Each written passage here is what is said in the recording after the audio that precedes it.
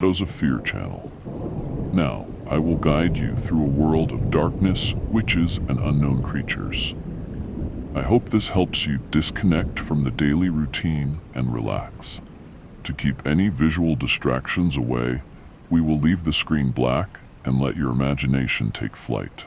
Just about a month ago, I had a creepy experience I still can't get out of my head. It happened over the weekend. One of those where you decide to stay in, do absolutely nothing, binge Netflix, and just bask in the joy of not having to deal with the world. But that Saturday turned out different. My best friend Daniela was celebrating her birthday. And even though I'm not really the party type, there was no way I could miss it. It wasn't even a wild party or anything, more of a low-key hangout. And honestly, I was in the mood to just spend some time with her and our other friends. Chat a bit, have a few drinks, chill with good company, and call it a night. I live about a 10-minute drive from where the party was. Around 6:30 p.m., I grabbed my car keys and headed out. Like I said, it wasn't some huge bash, just our close group, a few drinks, and some good conversation until the night caught up with us. When most people started heading out, I'd say around 1 a.m., I figured it wasn't smart to drive home buzzed. I don't like crashing at other people's places or booking a hotel, so a bit irresponsibly, I thought, I'll just walk back to my place. My friends thought it was a good idea to leave my car parked at their place, so I wouldn't risk driving under the influence, getting a ticket, or worse. It made sense. I already knew the route, so I wasn't too worried. It was just a 25 to 30-minute walk through quiet neighborhoods. So I said my goodbyes, stepped out of the house, and started walking. The atmosphere was super calm. Everything was quiet. No cars on the road, no one out and about, barely any lights on. Nothing. Just complete stillness. I figured most people must be asleep by now. But after a few minutes of walking, something started to feel off. I noticed a pair of headlights coming down the street. They weren't very bright, and the car slowed down as it got closer. When it reached me, it came to a full stop right next to where I was walking. It was dark, so I could barely make out that it was a car. The window rolled down a bit, but not all the way, and with the poor lighting, I couldn't really see who was inside. A man's voice asked if I was okay or if I needed a ride. I thanked him and told him I was fine. Without saying much else, the car drove off. At the time, I didn't think too much about it. He sounded polite enough, like maybe he was just trying to be nice, make sure I was safe. Still, considering the setting, late at night, empty neighborhood, it did feel kind of weird. I kept walking, eyes straight ahead. Everything stayed quiet for the next few minutes. But just as I was starting to relax and think everything was fine, I saw a reflection behind me on the pavement. The streetlight bounced off something, and suddenly it lit up. As I turned my head, I noticed a car coming back in the opposite direction, on the same street I had just walked down. The strange part was that it didn't just drive past me. Instead, it stopped right in the middle of the street and parked. That struck me as even weirder. Coincidence? The same car, turning around and heading right toward me, and then just stopping there? It felt like something straight out of a horror movie. I tried not to get paranoid, but I couldn't help glancing back several times. The car didn't move. It just sat there, completely still, in silence. By the time I'd crossed into the next section of the neighborhood, I tried to convince myself it was probably just a coincidence. But the feeling of dread started to creep in. Walking alone at night through these empty streets can be really unsettling. Everything had a strange, off vibe. I tried to stay calm and keep walking. When I was about 10 minutes away from my apartment, something made my skin crawl. There was another car up ahead, parked right in the middle of the road, headlights fully on, but not on the curb or to the side, right in the center, blocking the street. I looked closer. To my horror, I realized it was the same car, same make, same color, same lights, and it was parked in a spot that felt deliberate, like it was meant for me. A lump formed in my throat immediately. What was going on? The idea that this was all just coincidence was slipping away fast. There were only a couple of ways to get home from where I was: the usual street route or a shortcut through a nearby park, lined with trees and completely dark at night. I always avoided that park after sunset because it had no lights. The fact that the car was sitting right there scared me too much to keep going that way. I started thinking that if I wanted to make it out of this, maybe my best option was to take the path through the park and get as far away from the car as I could. But just as I was making that decision, I realized the car wasn't just blocking the road. It was parked even farther ahead, right near the park entrance. It was like it had moved there on purpose, waiting for me at the worst possible spot. Like it wanted to corner me.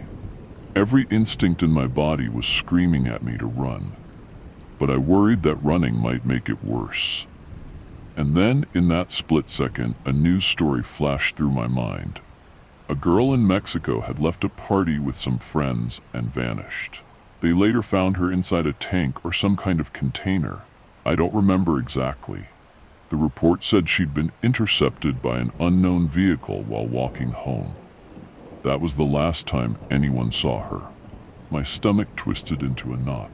Still, I decided to move quietly. I slipped past the car, trying not to make a sound. It was the only way to get into the forest path, where a vehicle wouldn't be able to follow me. But the closer I got to the woods, the more my hair stood on end. Trying to convince myself it was just a coincidence, I walked right next to the car. And the scariest part, I looked through the windshield and saw it was empty. No one inside. Just when I thought I could finally breathe a little, something in the shadows behind the car made me freeze. A figure. A man's silhouette, barely visible in the dark, standing behind some nearby trees, watching me. Panic shot through me. It was like he'd read my mind and knew exactly what I was planning, to sneak through that trail. There he was, waiting to ambush me. I didn't think twice. I bolted, running as fast as I could without looking back. I raced past the car, and that's when I heard it, heavy footsteps behind me. Then the sound of someone getting into the car. The engine roared, and it started speeding toward me. I screamed for help and didn't stop running until I reached my apartment building. The car was right behind me, almost catching up, but thanks to my shouting, a few people started peeking out from their windows. That probably saved me. The man must have realized he'd been seen, because he turned the car around and sped off down another street. As soon as I made it inside, I called the police and told them everything. It was crystal clear. This was an attempted kidnapping, or something even worse. The way the car was parked in the middle of the street, the driver hiding in the trees, it was all way too suspicious. The scariest part of it all? With just a car description and no clear ID on the man's face or voice, they're probably never going to find him, let alone arrest him. One thing's for sure, there's no way I'm ever walking alone on that street at night again. It's only now sinking in how close I came to something terrible.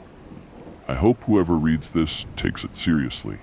Sometimes it's just one small decision or a gut feeling that stands between you and tragedy. If you're enjoying these dark tales and want more, don't forget to leave a like, subscribe to Shadows of Fear, and share your thoughts in the comments. Every bit of support helps us keep exploring the unknown together. Come, be part of this community, and don't miss a single story. Now let's continue. That night, I was at home planning to stay up late to catch up on some work papers I'd been putting off. Honestly, I'd been procrastinating way too much, and I knew it was time to get my act together. But you know how it goes. One thing led to another, and before I knew it, I had more on my mind than I could handle. Last week had been pretty chaotic. and I ended up leaving everything to the last minute. So I made myself a strong cup of coffee, headed up to my office, and locked the door to avoid any distractions. It was my strategy to stay focused through the night without anything getting in the way. I have to say, at first, things were going pretty well. I was deep into the task, sipping my coffee with some music playing in the background. I really thought it was going to be a calm, productive night, but of course, things never go exactly as planned, do they? After a few hours, I started to feel my energy slowly drain away. My head was drooping, and the coffee wasn't doing much for me anymore, so I figured maybe a quick break would help. I got up and went down to the kitchen to make another cup. While the machine was doing its thing, I noticed this weird chill in the air.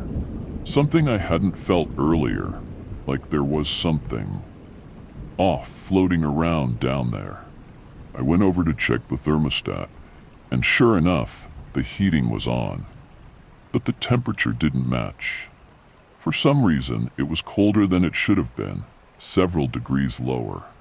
That's when I looked around more carefully and noticed that one of the windows at the back of the living room was wide open. Not just cracked open, but all the way, like someone had pushed it open and then just left it.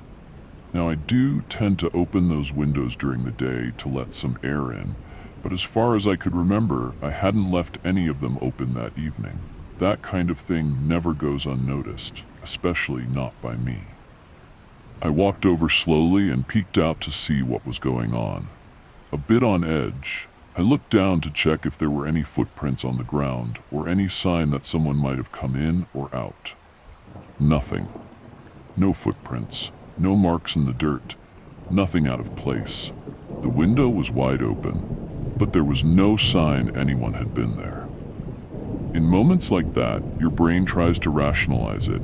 You probably forgot to close it. Maybe it was just the wind or something equally harmless. I tried to convince myself it was nothing. I shut the window, grabbed my fresh coffee, and went back upstairs to the office. About 30 minutes later, while I was trying to get back into work mode, my mind just kept wandering. Something still felt off. I couldn't shake that weird feeling I'd had since seeing the window open. So I decided to do a quick walkthrough of the house, just to be sure nothing was out of the ordinary.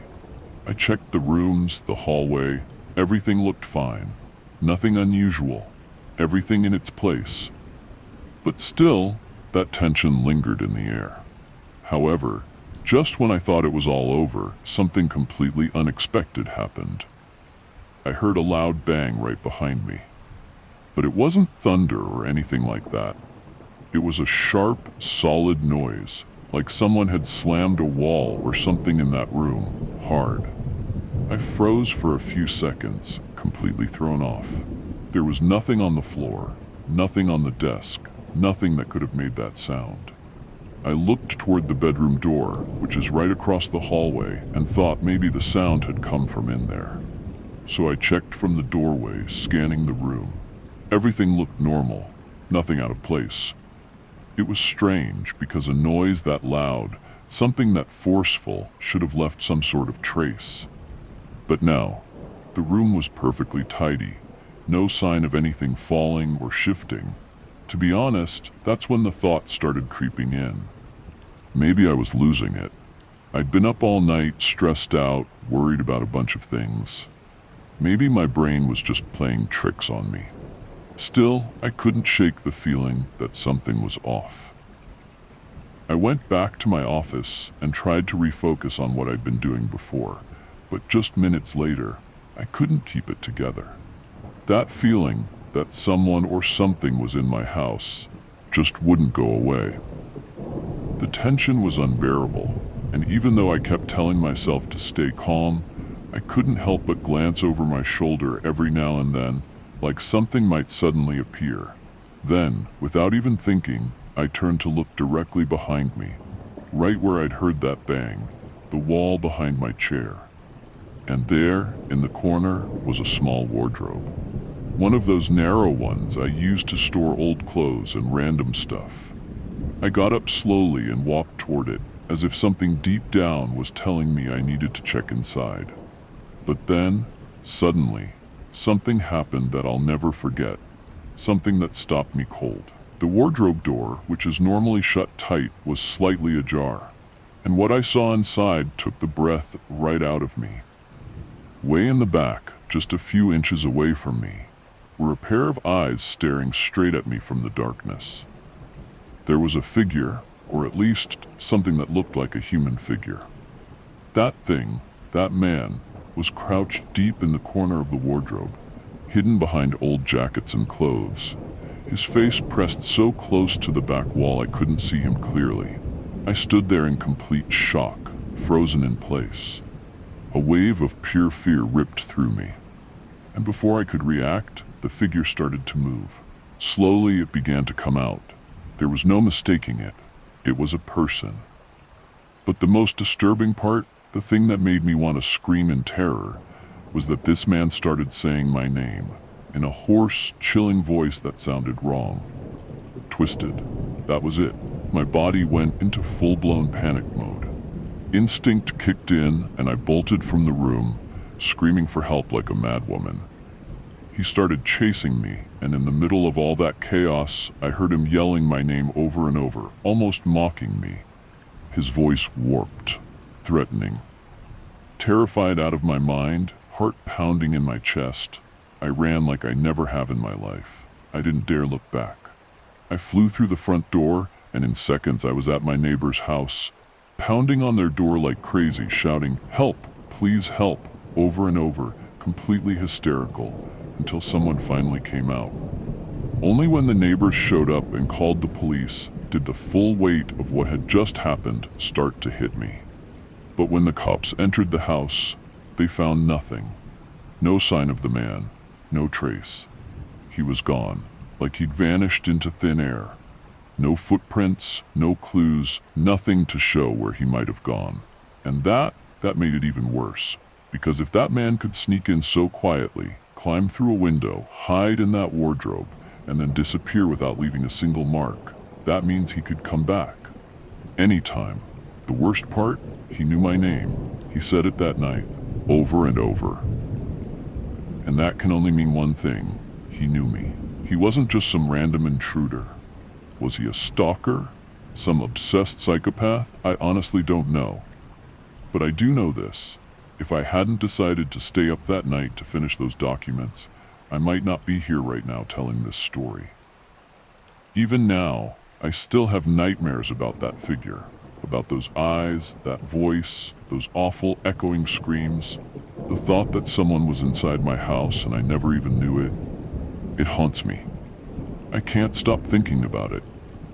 And now, every time I walk past that corner of my room, I feel it again, that presence. Like he's still there, hiding, waiting, in the shadows. If you're enjoying these dark tales and want more, don't forget to leave a like, subscribe to Shadows of Fear, and share your thoughts in the comments. Every bit of support helps us keep exploring the unknown together. Come be part of this community, and don't miss a single story. Now, let's continue.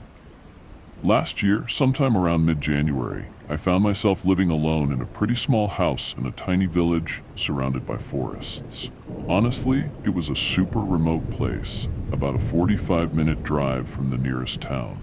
I only worked half days, and that night I was finally going to just relax at home without a care in the world.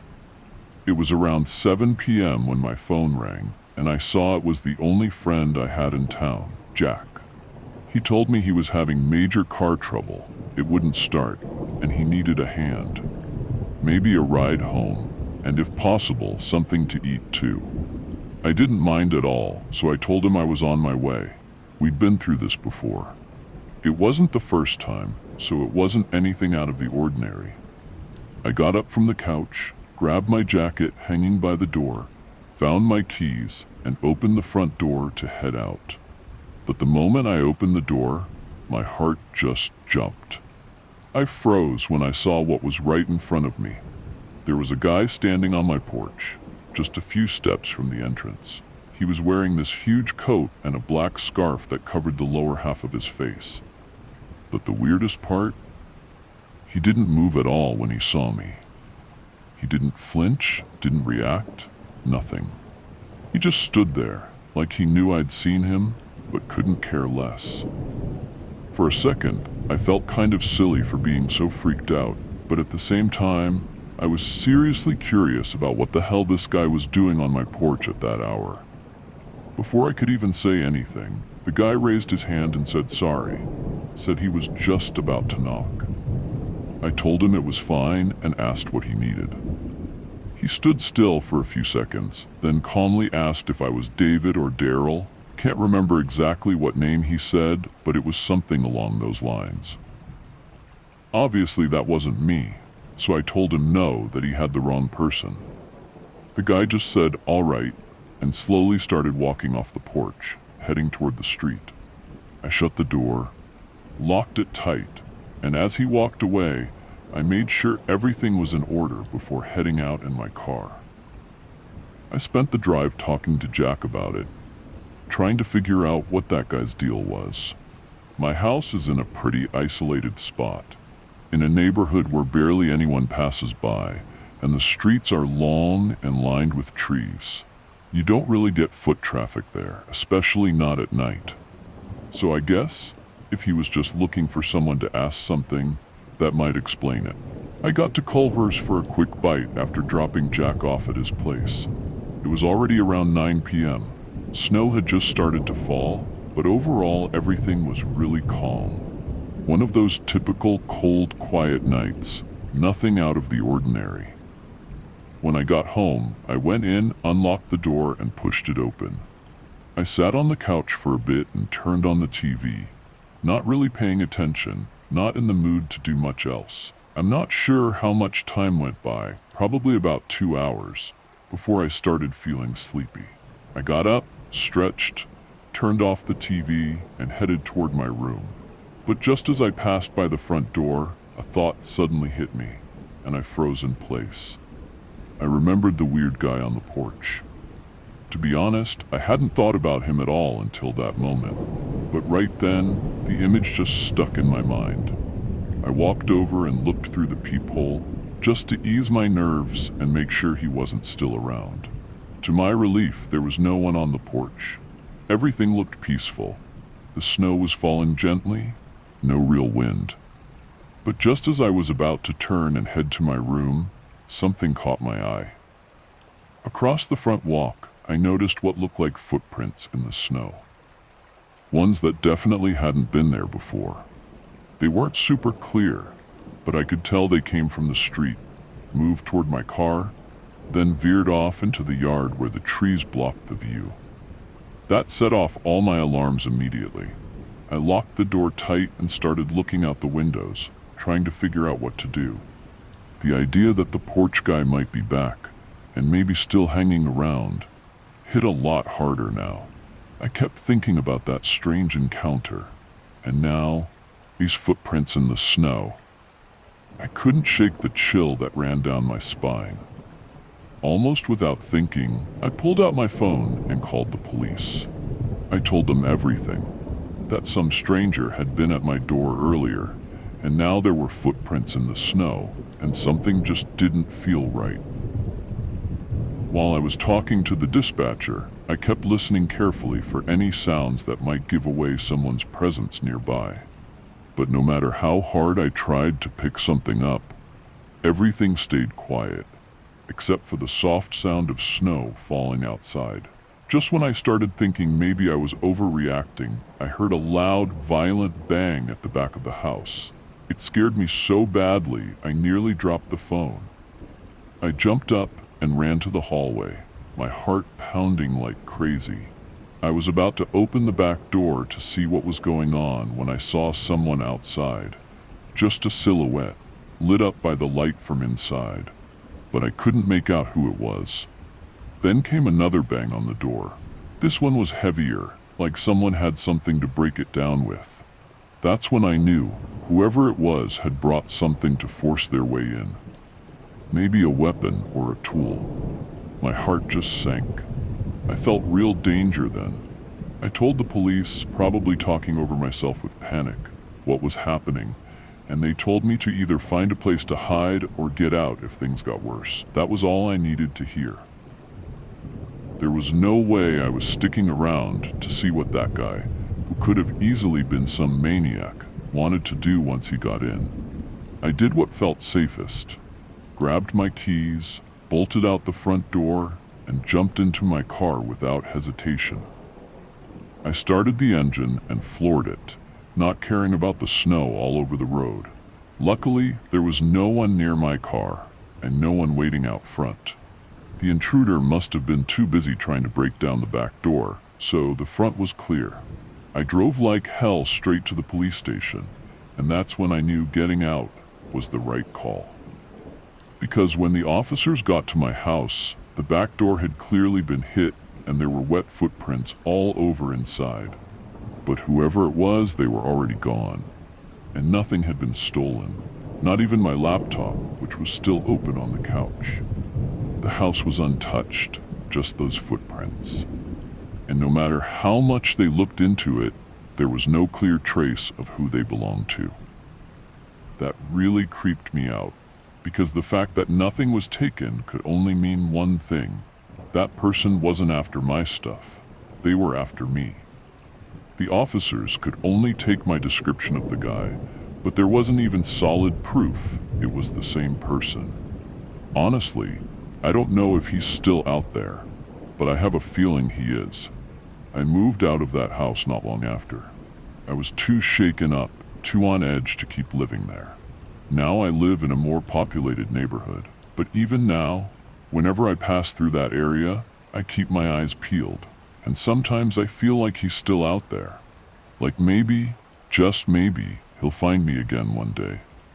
I don't know who he was or what he wanted from me, but I'm sure of one thing: his intentions that night were anything but good. After that night, everything changed for me. That sense of unease, of never really being alone, it never fully left. Sometimes I still catch myself thinking about it, trying to make sense of it all, but there's no logical explanation for what happened. I just hope I never have to go through anything like that again. If you're enjoying these dark tales and want more, don't forget to leave a like, subscribe to Shadows of Fear, and share your thoughts in the comments. Every bit of support helps us keep exploring the unknown together. Come, be part of this community, and don't miss a single story. Now, let's continue. This happened to me almost 8 years ago, and ever since, I haven't been able to stop thinking about it. At the time, I was about 23 years old and camping alone in a remote area in northern Idaho, right in the middle of the forest. I didn't consider myself a super experienced camper, but I'd done plenty of long hikes and knew the basics of camping. That area is full of wildlife, including black bears and grizzlies, so being prepared for anything was a must. That scared off a lot of people who just went out for a casual stroll without much planning. Most campsites around there don't get many visitors. Sometimes when you find one, there's only 1 or 2 people, if that. Maybe you'll see a tourist or two wandering along a trail every now and then. Honestly, campsites in those parts tend to be quiet and pretty empty. That said, even though it wasn't required, I always preferred to avoid touristy spots and stick to less traveled trails. This time, I picked a trail just outside the region's most famous mountain range. It was a path cutting through the forest, climbing up some hills around the mountain, leading to an open clearing with incredible views of the range. The nearest trailhead I knew was about 3 miles away and ended at a small lake where I figured there might be a couple more people. So I didn't worry about that. And I was right. The whole hike, I didn't see a single soul, not even another hiker. The trail felt almost forgotten, and when I got to the campsite, it was completely empty and wide open. I set up my tent in the farthest corner, using some big rocks to make a small fire pit. I figured I had about 2 or 3 hours of daylight left, so I wasn't really in the mood to do anything big. The plan was just to sit there, watch the stars, and think about what I'd do the next day. When the sun went down, I lit the fire, roasted some marshmallows, and just stared up at the stars. The valley was utterly peaceful. The only sounds were a gentle breeze and the occasional animal call. Then, all of a sudden, the calm was broken. I heard a crunching noise, a repeated crunch coming from the forest. At first, I thought it was an animal, but within seconds I realized it wasn't. Someone was walking through the trees. I didn't know what to do. I just stood still, staring in that direction, feeling surprised and confused, not understanding why anyone else would be there at that hour, until he finally appeared at the edge of the camp. From his posture and the way he moved, I could tell he was a man, but with the fire's shadows dancing over his figure, I couldn't make out many details.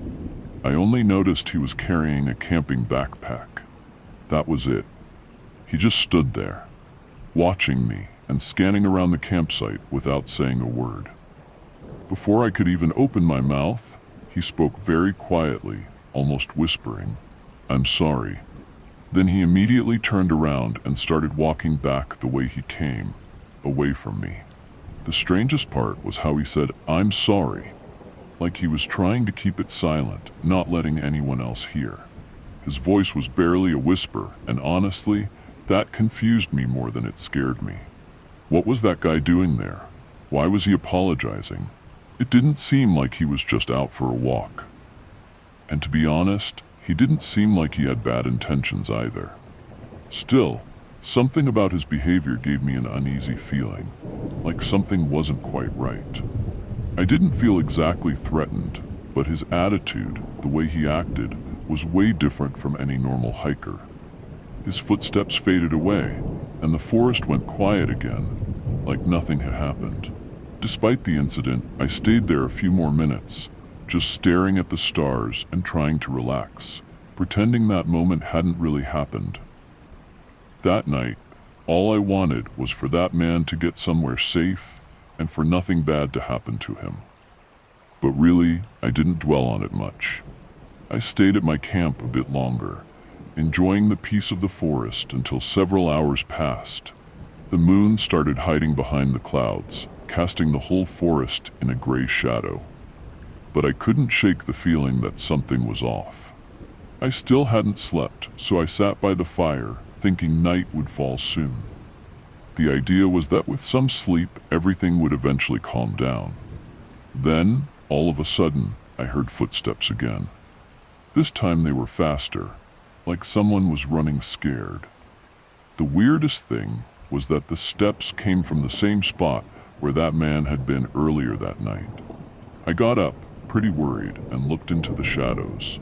To my surprise, there he was again, closer than before. I could see him clearly now.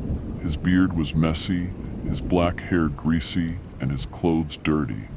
It looked like he'd been in a fight or had fallen to the ground. His eyes were wide open and full of fear, like someone or something had really scared him. But his mouth stayed tight, expressionless. "Are you okay?" I asked cautiously. "You should have reached your camp by now. It's pretty late." The man, still panting, stood there struggling to catch his breath but stayed alert. His eyes flicked to my right for a few seconds, giving me the impression that something else had him on edge. Then he looked back at me. "Are you lost?" I asked. "Can I help you with something?" He muttered a no between his teeth and said he was just walking through the woods, didn't want to bother anyone. But his voice sounded strange, and his eyes darted back and forth nonstop, always glancing at something to my right, like he was seeing something beyond me. "Hey, you seem really nervous. If you want, I can help you send a signal with the radio or something." "No need to be afraid," I said, trying to calm him down. But he didn't answer. Instead, he stared at me more intensely, and that feeling that something was wrong grew stronger. Then his eyes shifted again to my right side. I couldn't take it anymore and looked over my shoulder. But there was nothing, just the dark, empty forest. That's when a terrible fear started creeping in. I had no idea what he was looking for or what he believed. The atmosphere became very tense, and I didn't want to keep talking to this guy. I just wanted to get out of there. Then I realized something was off. Every time I asked, "Why are you here?" or "Where are the others?" he got weirder. Suddenly, he dropped a question I didn't expect. "Have you been following me?" he said in a very low voice, but with a tension that gave me goosebumps. I felt something else was going on. His behavior started to change, getting really tense, like he truly suspected me or was worried about something he couldn't say. I told him no, that I didn't know him and had no idea what he was talking about. But right then, his eyes shifted behind me, and that was the worst. Suddenly, he froze and fixed his gaze on something even further back. His big, empty eyes seemed lost in the darkness, and before I could even react, he asked with a voice that made me shake, "So why are you with her?" And just as I heard that, I stepped back and quickly turned my head, looking over my right shoulder. But there was nothing. Just trees. Just darkness. Same as before. No sign of the figure he'd been seeing. I froze for a moment, trying to make sense of what was happening. Panic started creeping up my body. The first thing I thought was that this guy had been chased by something, or someone, in that forest. So I looked back at the woods, hoping some terrifying figure would come out and explain everything, or something like that. But instead, the man suddenly took off running for no apparent reason, heading deeper and deeper into the thicket, barely making a sound. Like he'd lost control. Within seconds, he disappeared into the darkness, and his footsteps vanished completely. My heart was pounding 1,000 miles an hour, and I still had no idea what the hell I'd just seen or what had happened to him. I desperately kept watching from behind, wondering what that figure could have been, whether someone really was chasing him, or if it was all just madness in his mind. In that moment, the only thought that calmed me down a bit was that if someone else was out there, it was probably better to get out fast and not look back. So, without hesitating, I shoved everything into my backpack and started walking quickly toward my car. When I got there, I could still feel the tension, like my heart was about to explode. But I took a deep breath and got out of there as fast as I could. The next day, I went to the police station and left a note explaining what had happened, describing the man, just in case someone was looking for him. Honestly, after all this, I was left with a huge question. What the hell did that guy see in the forest? What was chasing him? And most importantly, what happened to him? Because even though I tried to come up with a logical explanation, maybe he got lost and was stuck there. Or maybe he was paranoid, or even that someone really was following him. The truth is, I never found out what really went down. After that night, I never heard anything about that man again. A few weeks later, I went back and asked the park ranger, but apparently no one knew anything and he was never seen around there again, which makes me think maybe he never made it out of the forest, or he just disappeared. Like the void swallowed him whole. If you're enjoying these dark tales and want more, don't forget to leave a like, subscribe to Shadows of Fear, and share your thoughts in the comments. Every bit of support helps us keep exploring the unknown together. Come, be part of this community, and don't miss a single story.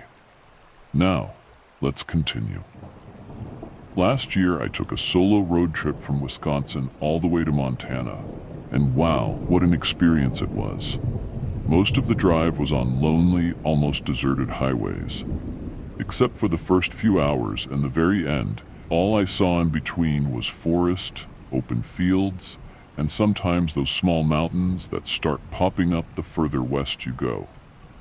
Honestly, most of the trip was just in the middle of nowhere, in complete silence. I planned it that way on purpose, so I wouldn't have to stop at hotels, because I knew that driving through the night and resting during the day would save me time and a bit of money. The plan was to start at 7 p.m. Before I left, I double-checked that I had everything packed. I had my snacks, water, and a few things in the passenger seat with me when I set off.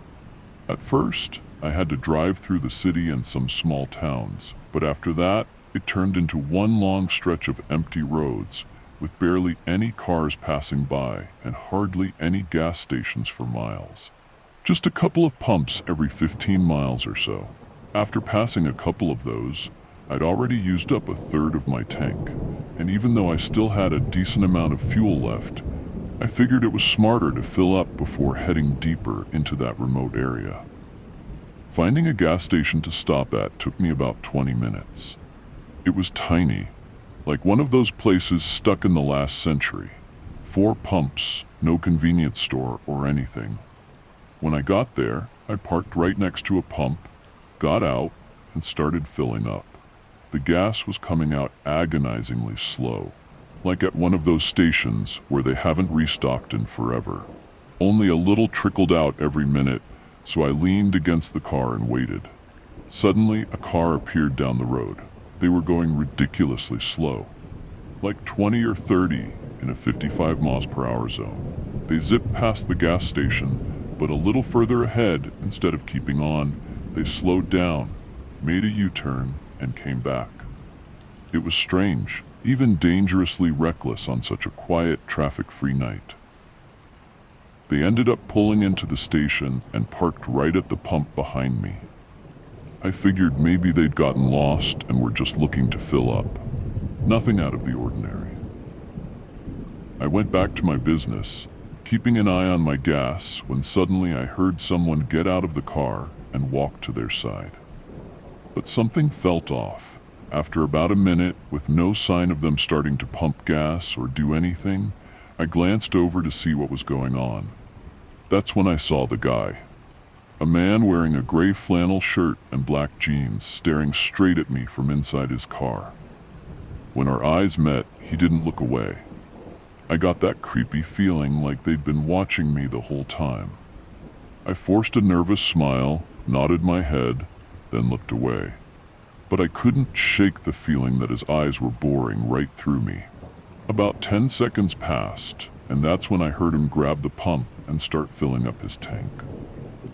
I felt a little relief, thinking maybe he was just distracted, or doing the same thing I was, topping off at this old gas station in the middle of nowhere to make sure he didn't run out later.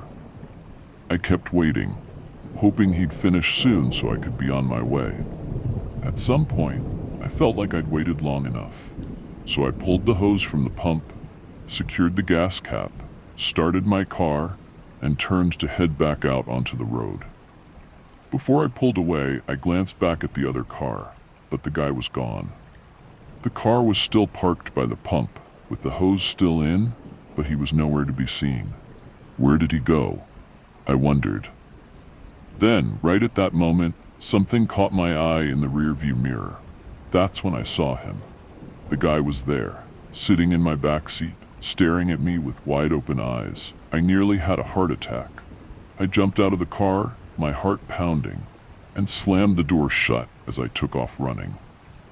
The other car was still in reverse and started backing up slowly as I hurried away.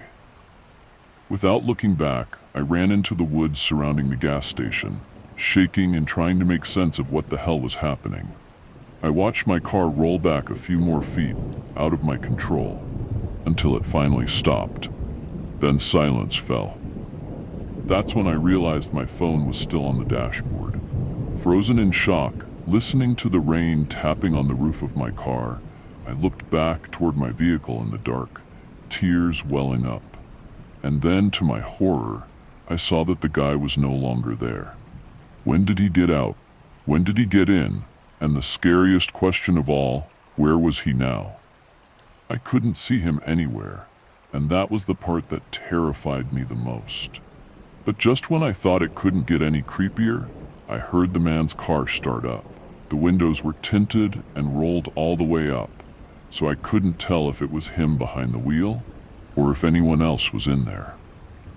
My heart was pounding like crazy, and I couldn't make sense of what was happening. The car stayed running for a few minutes without moving, until finally it backed up and slowly disappeared down the road. I didn't leave my hiding spot right away. I just stood there, in the middle of the rain, frozen and trying to process the worst nightmare I'd ever lived through, with what little clarity I had left. I looked over at my car, and to my horror, the door was wide open. The keys were still in the ignition, and a bunch of stuff was scattered all over the back seat. I was still way too terrified to move, but I gathered all my courage and ran back to my car. Clearly, a lot of my things were missing, but luckily, I found my phone on the floor next to the passenger seat. It was locked, but I was still able to dial 911 from the lock screen. My hands shaking and my voice barely more than a whisper, my first instinct was to slam on the gas and get out of there as fast as possible. But then I realized maybe that man could be waiting for me further down the road, so I drove the opposite way and headed back to the last gas station I'd seen. There was a convenience store full of travelers and a small motel. I decided to rent a room, and from there, I called the police again. I have no idea what happened after that, but I was never contacted about whether the man was found. I'm pretty sure he wasn't. I decided to get back on the road the next day, but definitely without the same enthusiasm I'd had before.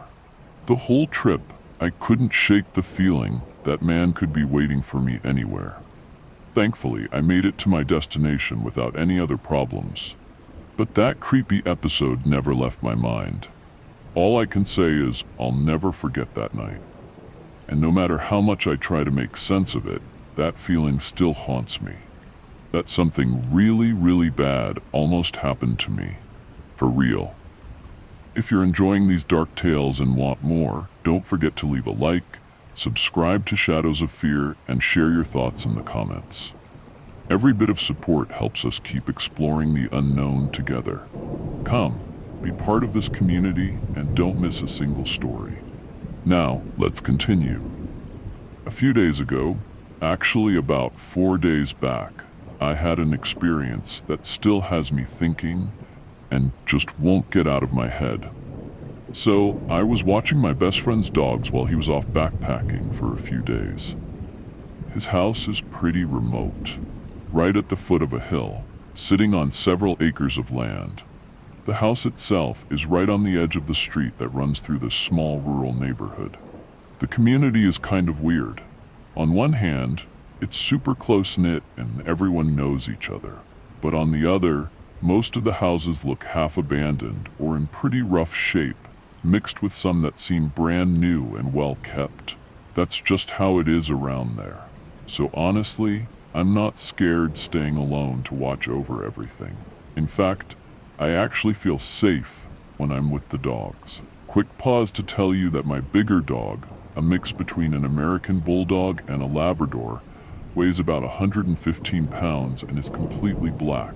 He's all power, and ever since I started dating my friend, he's become my biggest protector. My other dog, La, is smaller, around 57 pounds, a mix between a poodle and something else. I'm a dog groomer, so La always gets these funny hairstyles with little bows and stuff.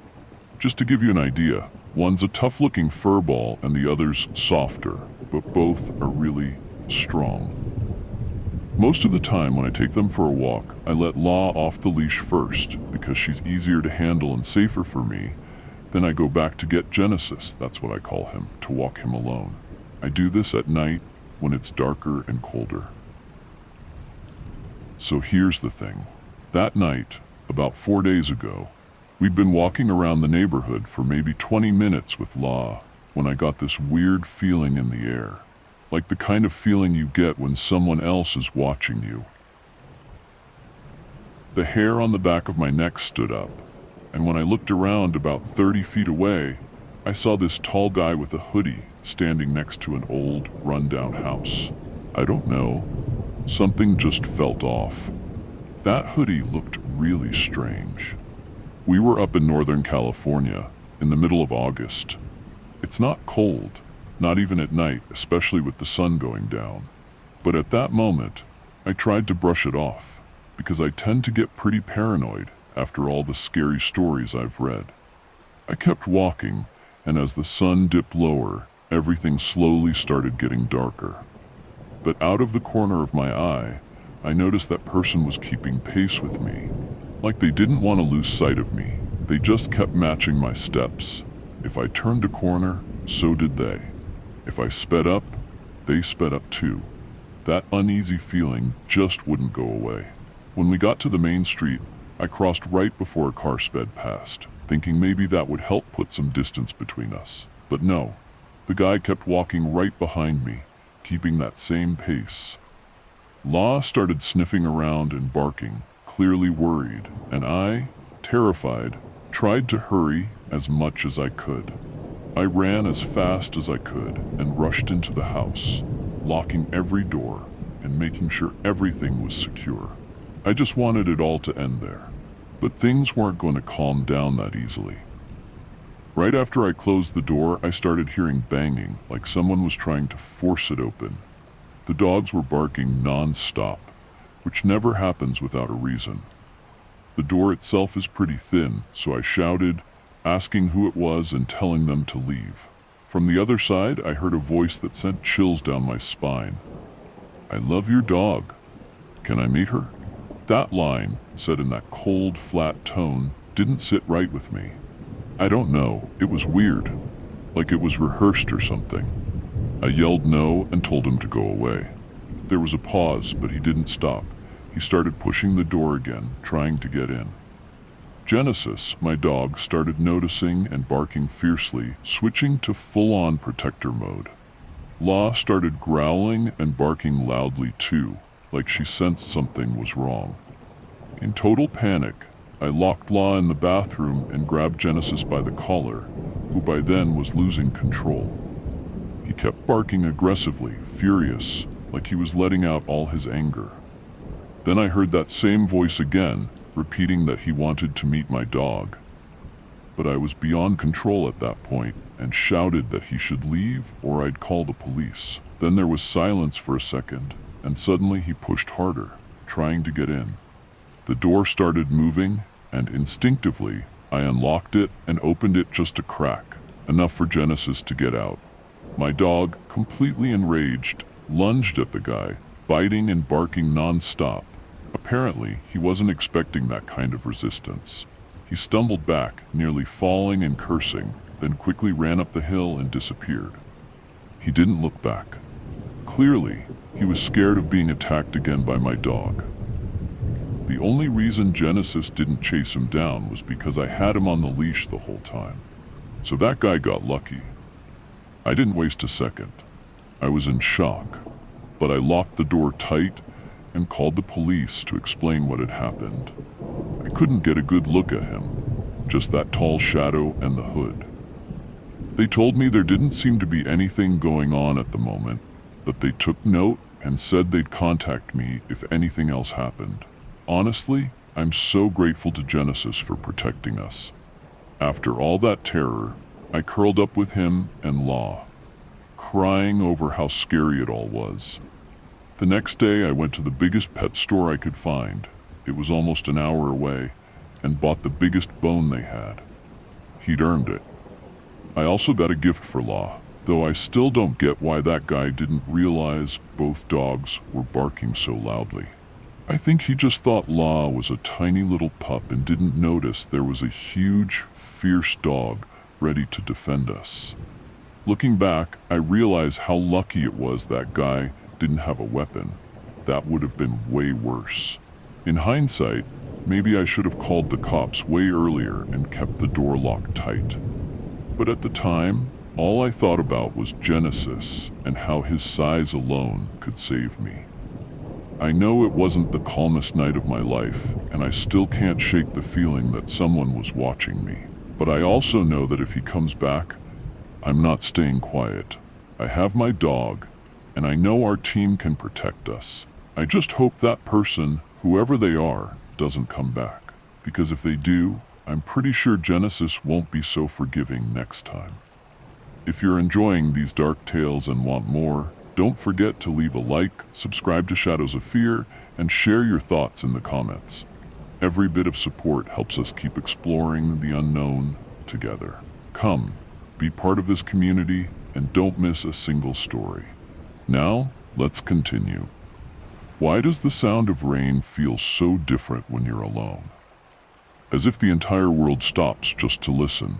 Or maybe it's me, the one who stops to listen. A sound so simple, so ordinary, yet now it has become something else, something I can't get out of my head. Each drop that falls against the glass reminds me of something I don't want to remember. The sound of water won't let me sleep. I've stopped counting the nights, but not the hours. The raindrops, relentless, slide slowly down my window. The sky seems to be pouring its sorrow onto the earth. The rain is the only thing that makes sense in this world, where I find myself trapped. My apartment is small, dark, its walls covered in books and broken memories. In the background, the only sound I hear, besides the rain, is my own breathing, growing harder to ignore. Every time I try to push these thoughts away, something inside me won't let go. I can't stop thinking about what happened. I wonder if this is real, if any of this is real. Has rain always been like this, or is it me who has changed? I wish I could say this is all normal, that rain is just rain, and my thoughts are just thoughts. But something about the way the water falls, something in that soft rhythm, makes me believe otherwise. The first drops fell hours ago, or maybe only minutes. Time has lost meaning. But what I do know is that there's something strange in the air, a weight I can't shake off, as if the rain is pushing something toward me, something I can't see but can feel lurking. The apartment is dark. Barely any light filters through the damp curtains. In the corner of the room, the shadows seem denser, heavier. I don't know if it's just the dim light or if something is truly there, hiding in the darkness. But I can't stop looking. Something moves.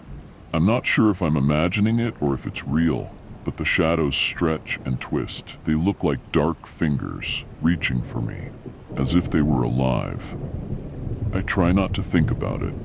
I take a deep breath, trying to calm myself. The rain keeps falling like a sorrowful song, and the heavy, humid air presses against my chest. But I can't ignore it. The feeling that something is there, just beyond my sight, makes me feel trapped. I don't know if the sound of the rain is driving me mad or if something is truly moving in the shadows. Every time I close my eyes, the sensation intensifies. The rain never stops falling, and with it, my fear keeps growing. The droplets continue their descent, but they don't sound the same anymore. Now they seem to follow a distinct rhythm, as if trying to tell me something, a hidden message within the storm's song. But I don't know what it is. I wonder if I'm imagining things. Maybe this is just another trick of my mind. And yet, I can't shake the feeling that there's something else, something unseen, watching me.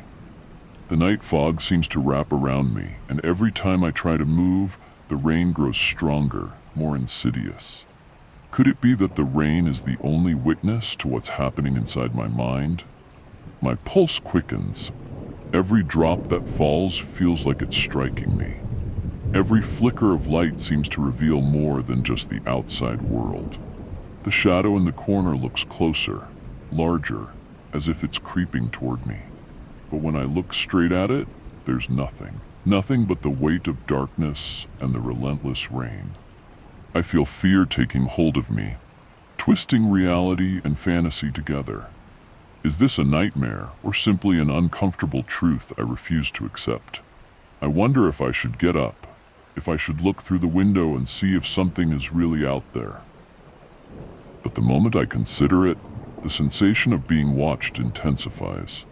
Then I hear a whisper, faint but unmistakable, a sound almost as soft as the rain itself, yet carrying a tone that does not belong to this world. My body tenses. The shadow in the corner moves again, but now I'm no longer sure if it's the shadow shifting or if I am the one losing control. I don't dare look directly at that corner. The feeling of being watched is unbearable. The sound of the rain remains the only thing I can hear. But the rain no longer feels like just rain. It's something more. And as the shadows continue to stretch, my mind begins to wonder if what lurks inside me is about to surface. Every shadow, every flicker in the corner of my vision makes me question whether what I saw was truly a hallucination. I step away from the window, feeling my legs tremble under the weight of fear. The sensation of being watched hasn't faded. If anything, it has grown stronger, wrapping around me like a dense fog I can't escape. The clock in the living room chimes with an unexpected hollow strike, making my entire body tense. My eyes snap to the clock's hands. It is exactly midnight, yet something feels wrong. Time appears to have frozen, as if this moment exists outside of it, or as if the clock holds no power over this place. Suddenly I hear it again. A whisper so faint it could have been my imagination. But this time, the feeling that something is behind me is undeniable. I can't turn around. I can't stop moving forward, as if an unseen force is pushing me ahead. I don't know if my feet obey me, or if my mind is guiding my body on its own. But I reach the doorway to the living room, almost hypnotized by the overwhelming sense that I am not alone. The room is completely silent, except for the rain still falling outside. I step cautiously toward the center of the space. Every movement is deliberate, a conscious effort. The floor creaks beneath my feet, and the sound echoes through the empty room. The dim light flickers briefly, and at that moment, a gust of wind slips through the crack in the window. The light wavers again, and I freeze. The room is shifting before my eyes. It's as if the walls are breathing, expanding and contracting with each breath I take. Every shadow seems to have a life of its own, and the smallest imperfections on the walls twist into distorted figures, watching me. A frozen chill seizes my body, and I feel the air around me grow heavier. That's when I see it. A figure stands at the far end of the room, motionless as if it had been there all along. It doesn't move, but its eyes are fixed on me, or at least, that's what I think. Its silhouette is blurred, yet the pressure in my chest intensifies as I try to focus my vision. The figure is too still, too perfect. What are you? I whisper, my voice breaking in the darkness. I don't know why I ask. I know there will be no answer. I know this moment makes no sense, but something in my mind forces me to speak, as if doing so could shatter this trance. The figure remains unmoving, yet a deeper cold seeps into my bones. The air thickens, becoming almost unbreathable. I try to step back, but my legs refuse to obey. My mind is frozen, paralyzed by fear, by helplessness, by the sight of that presence lingering there, so close yet so impossibly distant. Every second stretches, as if time itself is unraveling. And then, as I try to tear my gaze away, I see something worse. There are more figures in the room. In the corners, the shadows have gathered, taking on shapes I can't comprehend. They are all watching me, and I know, with absolute certainty, that there is no escape. My breathing quickens. I begin to realize that this place is not real, or it is, but something about it has changed. Something has twisted its very essence, and now the shadows and the figures have taken over. Are these entities a creation of my own mind? Or am I trapped between worlds in some kind of purgatory? My thoughts refuse to make sense of it. I only know that something is wrong. Very wrong. With an almost physical effort, I manage to take a step back, then another. The pressure in my chest tightens, my vision blurs. The figure in the center of the room begins to move, gliding toward me without shifting a single part of its body. Every step it takes echoes inside my skull, reverberating through the walls of the room. I try to run, but my feet are heavy, as if the ground itself is holding me in place. I search for an escape. Something stops me. The door that had been open is now shut tight. My hand trembles as I try to turn the knob, but it won't budge. There's something in the air, something that won't let me leave. Something holding me here. A scream catches in my throat, and when I turn back, the figure is already behind me. The darkness swallows me whole, and then everything goes black. I wake up on the floor, my face damp with something more than just rain. The light flickers weakly in the corner of the room, but this time there are no figures, no shadows watching me. Yet the feeling that something is deeply wrong lingers, like a fog creeping into my mind. My body is shaking, but not from the cold. I don't know if I was asleep or if I simply collapsed from fear. The last image in my mind is that figure coming toward me. I can still feel the echo of its presence in every corner of the room. I try to stand. My legs feel heavy, unresponsive. The air remains thick, and though the sound of the rain is the only thing I can hear, I can't shake the feeling that I'm not alone. Was it all just an illusion? A dream? Logic tells me it must have been, that it was nothing more than a trick of my unsettled mind. But a small part of me, the part that no longer trusts reason, tells me that what I saw was real. As real as the cold still lodged deep in my bones. I close my eyes for a moment, trying to steady my breathing. The darkness feels different now, as if time itself has stopped and my mind is trapped in some kind of loop. Forcing myself to open my eyes, I scan the room cautiously. Everything seems normal, too normal. The furniture, the walls, the floor, everything is in its place. And yet, the air remains thick, heavy, as if something unseen lingers just out of sight, watching. With effort, I take a few steps toward the window. The rain still falls gently, and for a moment, I allow myself to believe that everything might be fine, that there's nothing out of the ordinary here. But as I look closer, I realize something unsettling. The street outside is empty. No cars, no people, no signs of life. It's as if everything has vanished, as if the world outside has ceased to exist. There is only me, trapped in this place without time, without escape. A sudden knock against the window makes me jump back. I step closer cautiously, my hand trembling as I press it against the glass. It's cold to the touch, colder than it should be. And then, through the rain, I see something that makes my heart stop. A figure in the reflection, a shadowy shape, blurred but unmistakably there. I don't have the courage to turn around, to face it directly, but I know it's close, too close. The feeling of being watched intensifies, creeping into my skin like a whisper that I can't quite hear. A soft sound reaches my ear, faint, almost imperceptible. I can't make out the words, but the tone burrows into my bones, vibrating through me.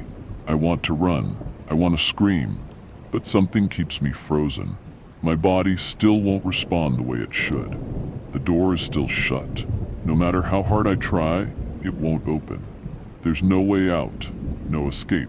Every time I glance at the window, I see something more, something I can't fully grasp, but I know it's there, waiting. My mind begins to slip. The dread in my chest grows heavier, and the room around me warps. The furniture, the walls, the air itself, everything twists into shapes I can't understand. I sink to my knees, covering my head. There is something here, something far beyond my comprehension. An icy chill crawls down my spine. The figure in the window moves, just slightly, a shift, a glide, as if it doesn't walk but floats. The reflection lingers, closer now. It forces me to turn, to look at what I don't want to see. And when I do, the figure is right behind me. The shadow stands in the doorway, creeping toward me. But this time, it's not blurred. It's not distorted by the reflection. It's solid, tangible. A strangled scream rises in my throat, but no sound escapes. The air is so thick that my lungs seem unable to function properly. Every time I try to take a deep breath, the air grows denser, as if I'm drowning in this tainted atmosphere. The figure moves toward me, and as it does, something inside me breaks. My mind, unable to comprehend what is happening, unravels. All I can do is watch as that shadow approaches, as its empty eyes pierce through me. reaching the deepest part of my being. It feels as if it is stripping something away from me, as if it is taking the last spark of humanity left within me. The sound of the rain fades, replaced by something far worse, the whispering of 1,000 voices speaking at once, distorted and distant, yet so close as if they were inside my head. And then, laughter. Low, guttural laughter that echoes in my ears and embeds itself in my mind. I collapse to the floor, unable to stand, and when I look up, the figure is over me. A scream finally escapes my throat, but I don't know if it's real, if it's mine, or if I am no longer myself. The room darkens further, and the last thing I see before I black out is a smile that does not belong to any human. I wake up in an empty space, but the air is heavy, weighed down by an invisible force pressing against my chest. The floor is cold, but not like the floor of the real world. It feels more like the reflection of cold, as if the environment surrounding me isn't entirely real. I open my eyes slowly, with great difficulty, as if the effort alone is an overwhelming task. The flickering light in the corner is gone. Everything is dark. But it is a strange darkness, dense, like a shroud wrapped around my thoughts. I feel disoriented, as if I've just woken from a long sleep, but can't remember when I began sleeping or why. My body is numb. My hands feel cold and heavy. I try to move, but the pain coursing through my muscles stops me. The overwhelming sensation of having been at the mercy of something far greater, something beyond human comprehension, takes hold of me. I inhale and something in the air shifts. The humidity thickens, as if I were underwater. Everything around me remains still, yet at the same time, it doesn't. Something moves within the shadows. I catch glimpses of it at the edge of my vision, but I can't see it clearly. It's as if the shifting of the darkness is a trick, a deception. Suddenly, I feel watched, as though thousands of unseen eyes are locked onto me, judging me. I try to steady myself, but my mind is flooded with fragmented images. I remember that figure in the doorway, that dark presence watching me. My heart pounds, faster than it should. I have the sinking feeling that if I don't understand what's happening, if I don't act soon, I will lose my sanity entirely. But my thoughts scatter, disconnected, as if my brain is desperately searching for something to make sense of all this. And then I hear it. A sound, soft at first, almost imperceptible.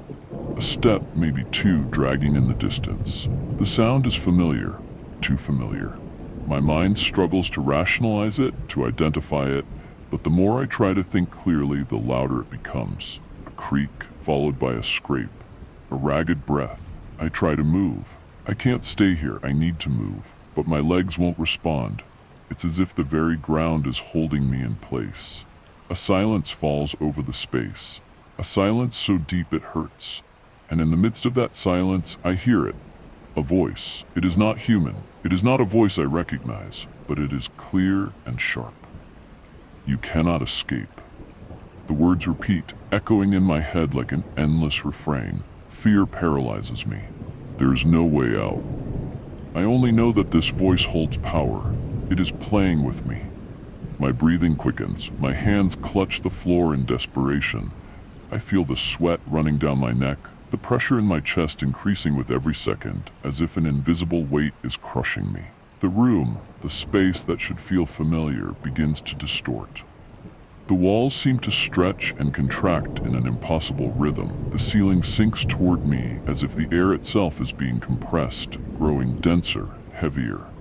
I look around for an escape, but there is none. Everything starts to fade. The furniture, the shadows, even the sound of the rain. Everything dissolves into the darkness as if it had never existed. The figure, that shadow, it appears again. This time closer, much closer. The presence moves slowly, and every step it takes resonates in my chest like the echo of my own heartbeat. I saw you, the voice says, louder this time. I know what you did. I cannot move. I cannot react. Terror takes hold of me. My mind screams that I must do something, that I must react, but all I can do is remain there, paralyzed, watching as the figure approaches. "What you saw, what you did, you will never forget it," it whispers. "You will never leave." Time stretches, distorts, and my mind is on the verge of shattering. It feels as if I am disintegrating from the inside out. Every word the figure speaks is a hammer striking my consciousness. Every sentence is a sentence. My eyes close, and when I open them, everything has changed. The figure is gone. The light flickers once more. The air is light again, but something inside me has changed. The fear lingers. The paranoia remains. And worst of all, the feeling that something is still watching me, waiting. And now I know with certainty that I will never truly know if all of this is real or just the reflection of my broken mind. I must face the only truth that remains. There is no way out. This could have happened in reality. Leave your comment, don't forget to subscribe, and drop a like. Our journey continues. The city seemed quiet that night. The rain fell softly, like a distant murmur barely touching the pavement. But it wasn't. Something was different, as if the night itself was breathing, as if everything around it was waiting. And I, as always, found myself in the middle of that emptiness, caught between the need to escape and the temptation to keep going. Keep going. Keep going. I lived in a neighborhood I knew well. The dark streets didn't scare me. In fact, I found them comforting. The dim, flickering streetlights cast long shadows across the sidewalks. Everything was in its place, or so I thought. There was something in the air, something I couldn't quite identify. A faint scent of damp earth, but with something else, something strange, unusual. I didn't know what it was. I could only feel that pressure, as if the very air around me was thickening. I tried to ignore it. I walked home with my head down, unwilling to look to the sides. My apartment was on the top floor of an old brick building. I had always liked that place. The view from the window gave me a sense of age that oddly calmed me. But that night, as I reached the hallway of my building, something stopped me. The hallway was darker than usual, as if the ceiling light had dimmed more than it should. I looked down and saw something I couldn't understand. On the floor, right in front of my apartment door, there were marks, subtle enough to go unnoticed at first glance, but when I crouched down, I could see them clearly. They were footprints, but not human. Not the kind left by someone who had just walked through. They were deep, as if something heavy had dragged itself slowly, leaving behind a trail of damp, disordered earth. The pattern was irregular. Some tracks overlapped, others faded away. And worst of all, that strange smell I had noticed before had intensified. It's impossible, I thought. What kind of thing could have left those marks? I'm just tired, I told myself. It's just a dream, nothing more. But deep in my mind, a knot began to form. I quickly entered my apartment, shutting the door behind me with a firm, sharp sound. I didn't want to think about it anymore, even though a growing sense of unease crept into my nerves. Everything seemed normal. The shadows from the windows partially covered the living room, and the ticking of the wall clock kept a steady rhythm I usually found familiar. But that night, that ticking sounded louder, almost as if it was trying to tell me something. I tried to ignore it and, as always, sat at my desk to go through some papers. However, I couldn't stop thinking about the footprints. Then suddenly, a sound interrupted my thoughts. A faint scraping, like something dragging along the floor. I stood up quickly, looked toward the hallway, but I saw nothing. Nothing. I sat back down, convinced it was just my imagination. But the sound persisted, louder, closer. My breath became erratic. I looked around, searching for something that would make sense, but there was nothing. Nothing out of place. Everything was where it should be, but the atmosphere felt thick, as if the night was being lived in a deeper, more unfamiliar way than ever before. It's just the wind, I told myself, but the footprints, who had left them? The sound didn't stop. At first I thought it was a coincidence. Maybe the house was old, and some pipe or structure simply gave way to the cold. But no, the scraping continued, now clearer, as if something or someone was dragging itself along the hallway, moving slowly, without haste, with no visible purpose. Closer and closer. My body tensed. Logic told me I should stay there, wait, try to rationalize what was happening. But something in my stomach told me I had to act. I walked slowly toward the hallway, my steps carefully muffled by the parquet floor. My heart pounded in my ears. I could feel the age of the air, that heaviness that always comes before a storm. Though it wasn't raining anymore, the darkness surrounded me like a cloak that refused to let go. When I reached the corner where the hallway ended and the door to my apartment stood, I stopped. I saw something that paralyzed me. More footprints. But these were not like the previous ones. They were clearer, more defined. They seemed fresher. And now, something even more disturbing. The floor was marked by soft lines, almost like scratches, stretching across the wall, reaching the door of my home. This can't be happening, I murmured to myself. But the fear was choking me. I couldn't stop looking at those tracks, those marks that stretched, dragging across the walls, disappearing into the darkness. Something was there, in my home. Something that didn't belong in this world. Something I had never seen before, but somehow recognized. It was a strange sensation, as if that presence had been waiting in the shadows all along, watching, waiting for the exact moment to manifest. Suddenly, a loud crash, as if something heavy had fallen onto the hallway floor, made me jump back. My body reacted without thinking, running to the door to close it. But before I could reach it, something stopped me. The apartment door was already open. Something or someone had been inside. An icy chill ran down my spine. There were no signs of a struggle or disorder, but the feeling was palpable, as if the air was charged with electricity. I cautiously peered into the darkness surrounding the room. Nothing. No noise, only the shallow breath coming from my lips. And then I saw it, a faint flicker of light coming from the darkest corner of the apartment. I slowly approached, not daring to make a sound, but my feet barely touched the floor. I felt like a spectator trapped in a nightmare I couldn't control. It was a barely visible figure fading in and out of the shadows. At first, I thought it might be a reflection, a hallucination, but the air was growing denser, as if the figure itself was absorbing the very light. I moved closer, fearful yet driven by something inside me urging me to discover what it was.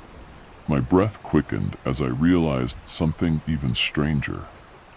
The figure wasn't just there, but the footprints I had seen earlier in the hallway seemed to follow it. And the most terrifying part, those footprints didn't stop on the ground. They continued in the air, as if something invisible was dragging the figure. The murmurs in my head grew louder, like voices whispering incomprehensible words. I couldn't tell if they were my own thoughts or something else, something that was calling to me, pulling me in. What is that? I asked myself, but the answer never came. Suddenly, the figure faded. In its place was an absolute void, a feeling of loss, as if something essential had ceased to exist. And then, a muffled scream, like the echo of a lost soul, rose from the depths of the apartment. A scream that came from everywhere and nowhere at the same time. Time seemed to stop. My legs no longer responded. Fear took over, leaving only room for a single question that echoed in my head. What the hell is happening here? My mind could no longer keep pace with what I was seeing. There was no logic, no answers, only the echo of that scream that seemed to rise from an unknown place. Without knowing how, I began to walk toward the door. But I couldn't take my eyes off the darkness that slid through the apartment, searching for something, searching for someone. And I didn't know if I would be the next one.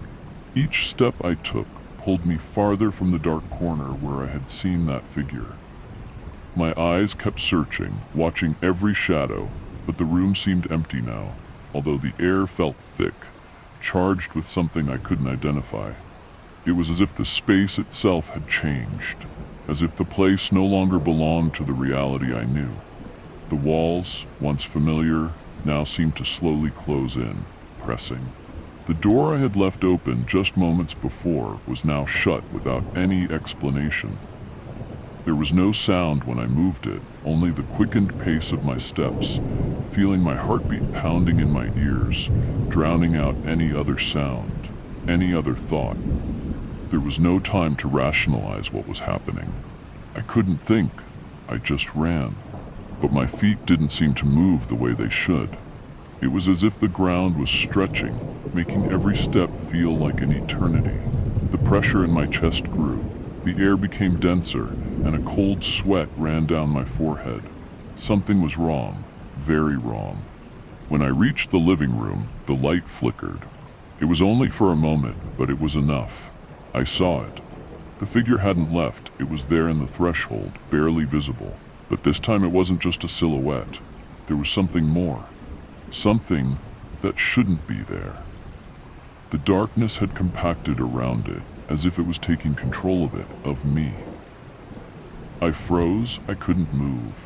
My eyes couldn't stop looking at the figure, which didn't seem human. Something between shadow and flesh, something I had never seen. But there was something in its eyes, or rather in what were supposed to be eyes, that kept me trapped. They weren't normal eyes. They were empty, deep, and seemed to be staring into every corner of my soul. Then it began to move, but not normally. It slid. It floated. Every movement it made disassembled the reality around me. The walls trembled. The objects in the room slid to one side, as if gravity were being altered by that entity. The clocks, the paintings, the chairs, everything began to move silently, as if the world was losing its shape. I forced myself to take a step back, but my body didn't respond as I wanted. It was as if an invisible force was pushing me toward the center of the room, toward the figure that was still there, getting closer, denser. The air began to grow colder, and a shiver ran down my spine. The strange crackling noise was no longer just a distant echo. Now it seemed to come from within me, as if my own body was about to break apart. Suddenly, the figure stopped moving. It was too close. Both of our breathing was ragged. Something happened, a sound, a whisper that didn't come from the figure, a whisper I felt in my mind, as if it were thinking my thoughts before I thought them. Something that said, with a terrifying calmness, "You're here, but you can't stay." The air seemed to thicken, as if the walls were beginning to close in to devour everything in their path. Then I heard something different, a low and deep noise that resonated from the back of the room. I turned quickly and saw it on the wall, where there had only been an old painting before. Now there was a crack. The crack spread, and within it there was a faint light that didn't come from any visible source, a light that seemed to come from another world. The figure didn't move, but its eyes looked at me once again, and I understood the worst. I wasn't alone. It wasn't there just to scare me. It was here to take everything, to erase what was real and replace it with something much worse. My mind could no longer process it. I ran toward the door with all my strength and managed to open it, but what I saw outside stopped me. The street was different, deeper. The streetlights flickered irregularly, and the air was thick with a damp, suffocating smell. The city, my city, seemed emptier than ever, as if the figure that had been in my house had left a mark on everything. A rumble, like a modified whisper, echoed in my head. I turned quickly, but saw nothing. No one. But something was following me. Something that no longer belonged to the world I had lived in until now. My body remained frozen, but something inside me kept running, searching for an escape, searching for answers. What had happened that night? Was it all a nightmare, or had something much darker been unleashed? The only certainty was that something had started that night, something I couldn't comprehend. As I walked down the street, my mind tried to find a logical explanation for what had just happened, but there was no coherent answer, no justification for the horrors I had witnessed. Every step I took felt heavier than the last, as if the air itself was growing thicker, more charged. The city, which I had known so well until recently, now felt alien, strange, and terrifying. The streetlights flickered, struggling to stay on in a night where time seemed to have stopped. I couldn't stop looking back, expecting to see that figure, but there was nothing. Still, the unease persisted. Something was watching me, something I couldn't see, but that I felt in every fiber of my being. A low sound, like the whisper of the wind but closer, echoed through the empty streets. I ventured deeper into the neighborhood, looking for somewhere safe, something that could offer a sense of normalcy, but everything seemed altered. The houses that had once been familiar now appeared darker, their windows opaque and empty, as if no one lived there. The shadows stretched unnervingly, as if the walls themselves were warping before my eyes. Each step became slower, heavier. Suddenly, a noise echoed in the street, a creaking, the sound of something sliding. I couldn't help but turn. It was a figure, and this time it wasn't just a shadow. It was more tangible, more defined. It was at the end of the street, right where there had only been darkness before. Fear took hold of me. My legs trembled, but I couldn't stand still. Every movement of that figure paralyzed me further, as if my body had lost control. I was breathing heavily, but as I got closer, something inside me told me I had to see what it was, even though I didn't want to know. The figure began to move toward me silently, floating more than walking. And then I saw it. I understood. It was the same figure that had been in my house, but something had changed. Its shape was clearer, more defined, as if it had stopped being a shadow and become something completely real.